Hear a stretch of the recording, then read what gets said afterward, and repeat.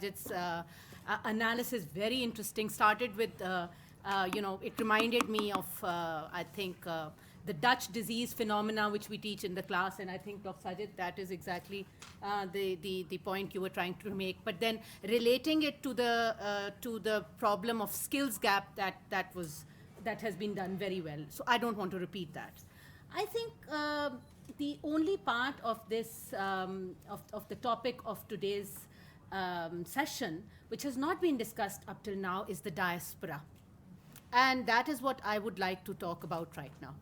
So see, when we are talking about our diaspora, and it's a difficult word. I was, discussing it in the class, and none of my students understood what exactly diaspora is. We are talking about simply overseas Pakistanis here.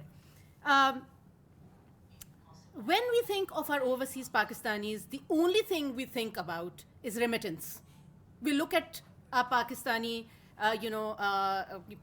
abroad, and we think in terms of dollars, and we think in terms of pounds, that they can contribute into the economy and the channels through which they should be sending this money over here.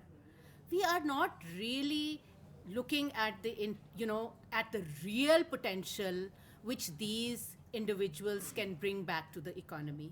You see, when these individuals decided to leave, they took with them their skills, which, as Dr. Sajid has already pointed out, we are already low on that. They took with them the skills because they could not find the kind of opportunities where they could, apply those skills in Pakistan. Maybe because they wanted a better life, and they did not they did not want to, fight it out in Pakistan. Maybe. But whatever, this problem of brain drain took place, and it started back in the 1980s. This generation, the millennials, if you would say, they don't understand that, because it happened, it started happening after they were born. So you see, that was, I think, that in Pakistan, these individuals with high level of knowledge and high level of skill leaving this country was one of the greatest loss of human asset that happened. Now, what are we to do in future? What is the way forward? I think the phenomena of reverse brain drain is something that our policy makers should be thinking about and encouraging. So what is reverse brain drain? It is that you try to create the conditions where these people who are actually overseas Pakistanis born abroad, trained there, come back. Now, that is interesting. So it's not just the amount of money they can pump back into the economy, particularly, but we are also looking at the skilled labor, and particularly at a higher level, the technical expertise, the doctors, the engineers, whom we would like to bring back, and then they can contribute into the economy as well as into the society, maybe bring back the kind of work ethic that used to exist before you millennials came along.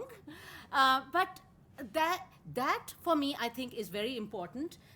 And in building that economic resilience, we must understand that economic resilience, if we understand it as maybe in terms of, more economic discipline, or maybe sometimes we look at it in terms of more economic growth, the actual reason why we're talking about economic resilience is economic development. All these activities should lead to economic development. So in this whole scheme of things, I think that human capital plays a very important role, in the sense that it is the human capital which will move the things around in a way that eventually whatever assets which are already existing. So we need to get out of that idea that assets are only the financial assets maybe, or assets, these financial as well as other locational assets which we are having. To make best use of these assets, what you need is the human skills.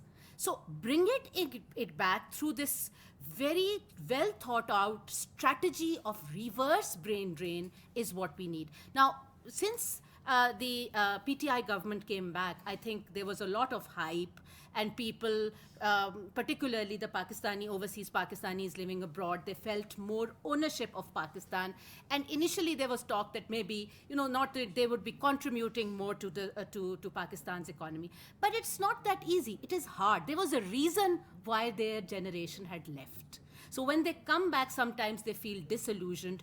You need to sit down. I think that there needs to be more thinking in the idea that when we get this very important human resource back, how we are going to attract it back and how we are going to retain it. So that particular area, and I think we have a ministries of overseas Pakistanis. From this forum, this idea should definitely be again reiterated, that the whole this stream of reverse brain drain has to be captured, encouraged, and retained and sustained.